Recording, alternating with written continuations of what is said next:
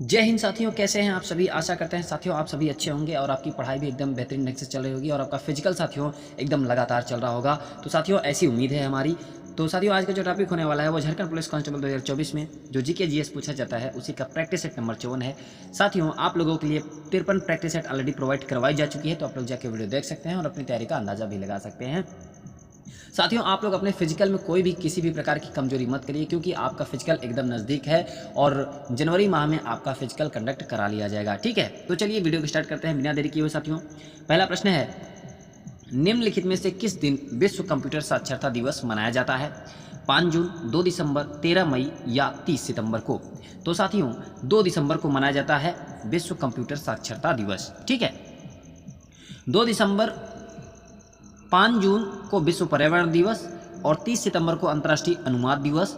और विश्व एड्स दिवस 1 दिसंबर को मनाया जाता है HIV संक्रमण के कारण होने वाले एड्स के बारे में जागरूकता बढ़ाने के लिए। ठीक है, और नागालैंड राज्य दिवस जो साथियों मनाया जाता है 1 दिसंबर को। और BSF स्थापना दिवस 1 दिसंबर अंतर्राष्ट्रीय दास्ता। ठीक है, उन्मूलन दिवस 2 दिसंबर को और कंप्यूटर साक्षरता दिवस 2 दिसंबर को।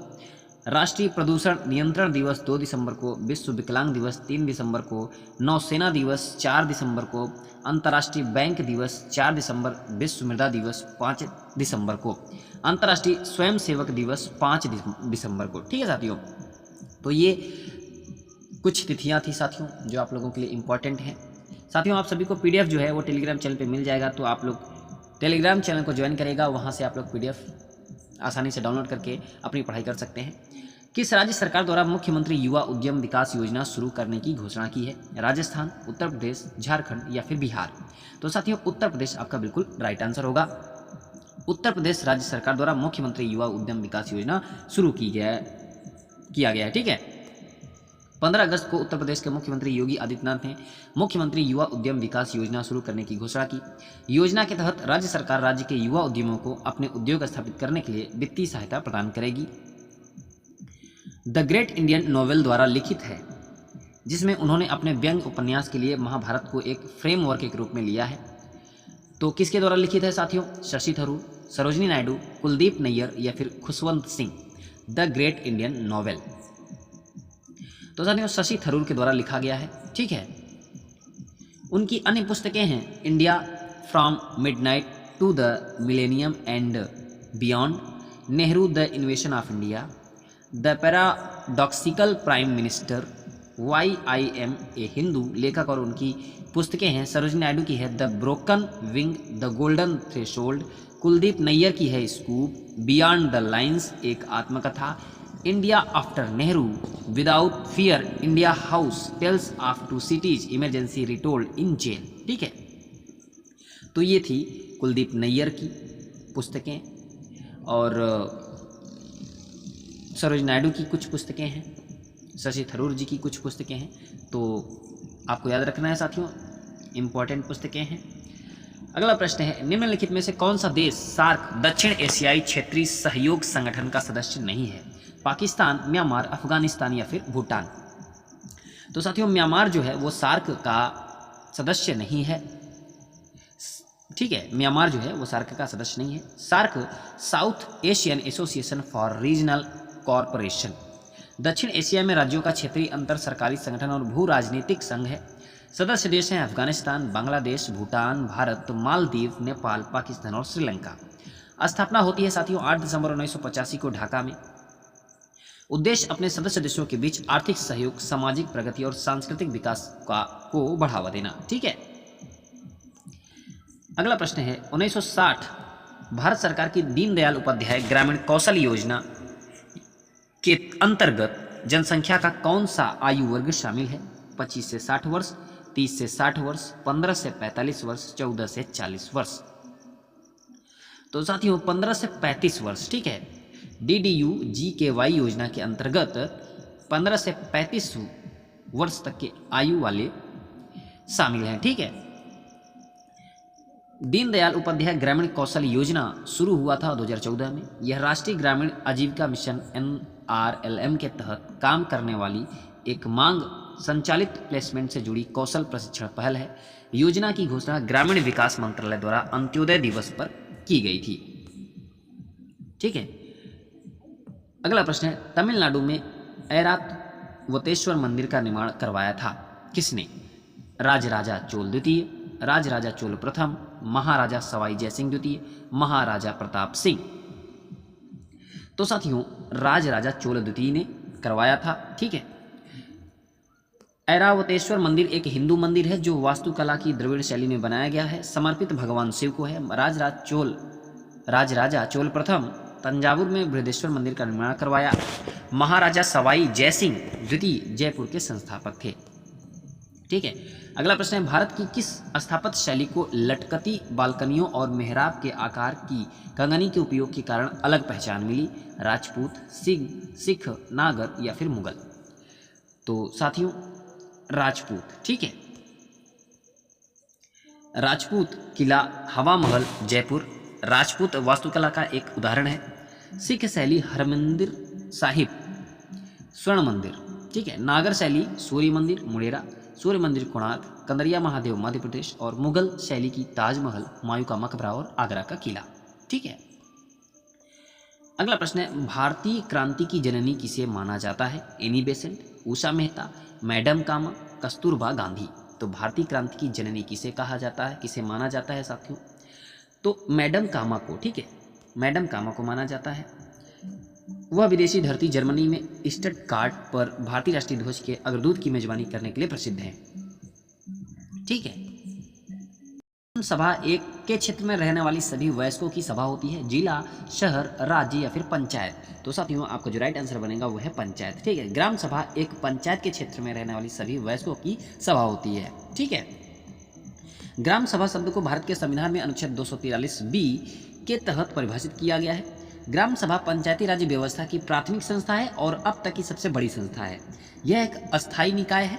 ग्राम सभा के निर्णय को रद्द करने की शक्ति केवल ग्राम सभा के पास है साथियों, और इससे संबंधित जो अनुच्छेद है वो 243A ग्राम सभा का गठन। ठीक है। ग्राम सभा का गठन अनुच्छेद 243A से संबंधित है। अगला प्रश्न है, निम्न में से कौन सा उच्चतम न्यायालय की सहायक शक्तियों के लिए प्रावधान कर सकता है? भारत के राष्ट्रपति, भारत का विधि आयोग, विधि और न्याय मंत्री, भारत की संसद? तो साथियों भारत की जो संसद है वही, भारत की संसद उच्चतम न्यायालय की सहायक शक्तियों के लिए प्रावधान कर सकता है। सर्वोच्च न्यायालय की सहायक शक्तियां अनुच्छेद 140 में है। संसद कानून के माध्यम से सर्वोच्च न्यायालय को अतिरिक्त शक्तियां प्रदान कर सकती है जो संविधान के प्रावधानों के अनुरूप है। इन अतिरिक्त शक्तियों से न्यायालय को अपने संवैधानिक क्षेत्राधिकार को बेहतर ढंग से पूरा करने में मदद मिलेगी। भारत के राष्ट्रपति अनुच्छेद 52 से 62 भाग 5 में है। भारत की जो संसद है अनुच्छेद 79 से 122 भाग 5 में। सर्वोच्च न्यायालय अनुच्छेद 124 से 147 भाग 5 में है। ठीक है।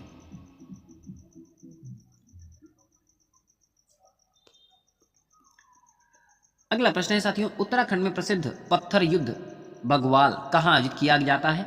दनिया, गौचर, थराली, देवीधुरा? कहाँ पे साथियों? देवीधुरा में। ठीक है। उत्तराखंड में प्रसिद्ध पत्थर जो युद्ध बगवाल ये देवीधुरा में आयोजित किया जाता है। प्रसिद्ध पत्थर युद्ध बगवाल उत्तराखंड के देवीधुरा में आयोजित किया जाता है साथियों। बगवाल पत्थरबाजी उत्सव हर वर्ष रक्षाबंधन के अवसर पर आयोजित किया जाता है। ठीक है। भारत की निम्नलिखित प्रायद्वीपीय नदियों में से कौन सी नदी पश्चिम की ओर बहने वाली नदी है? कावेरी, नर्मदा, गोदावरी, कृष्णा?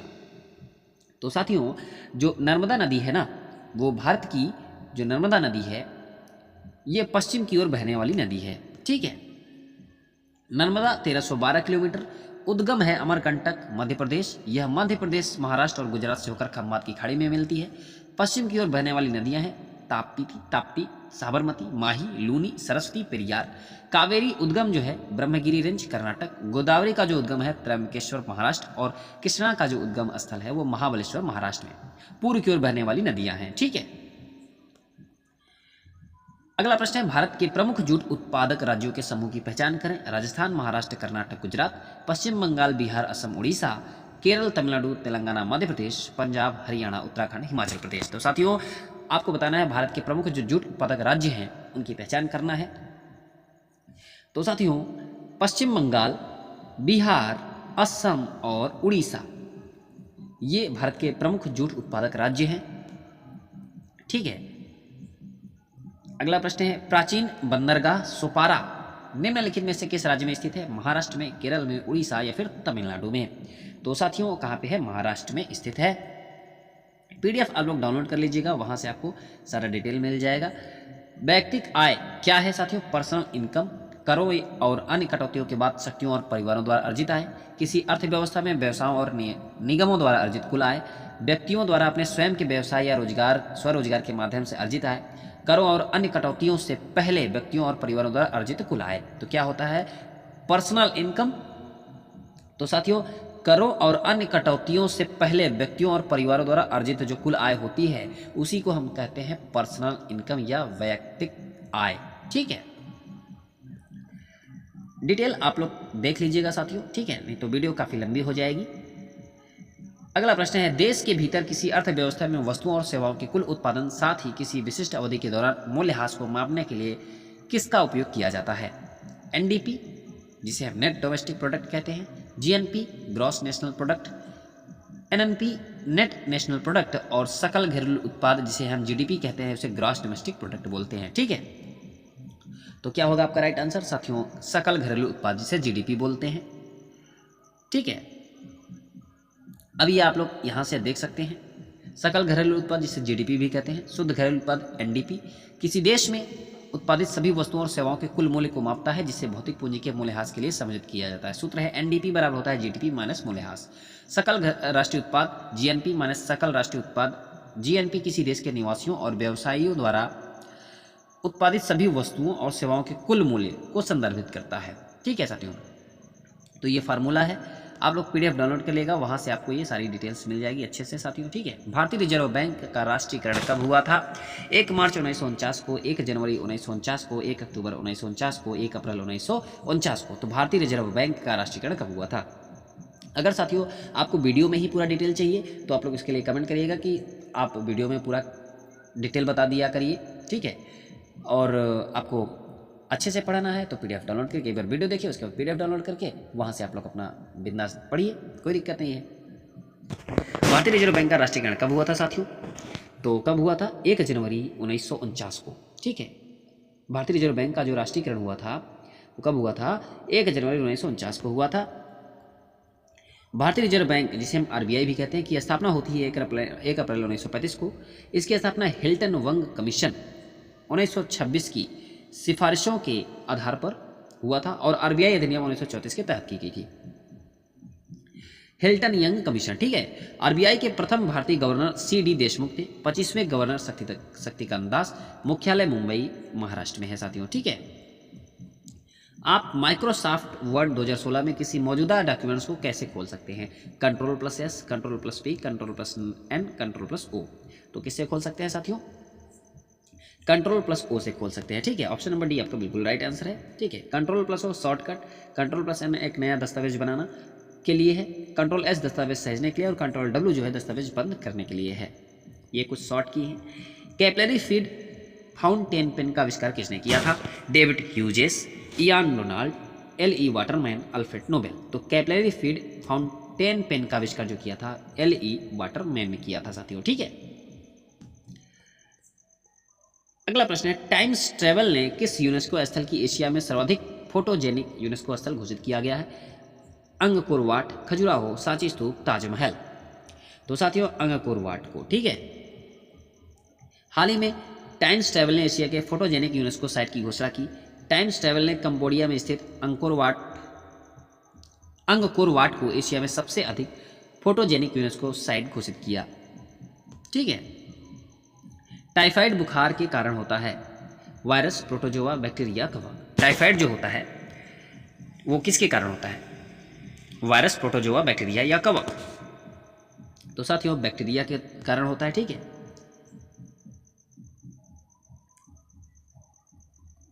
चांदी का आपेक्षिक घनत्व कितना होता है।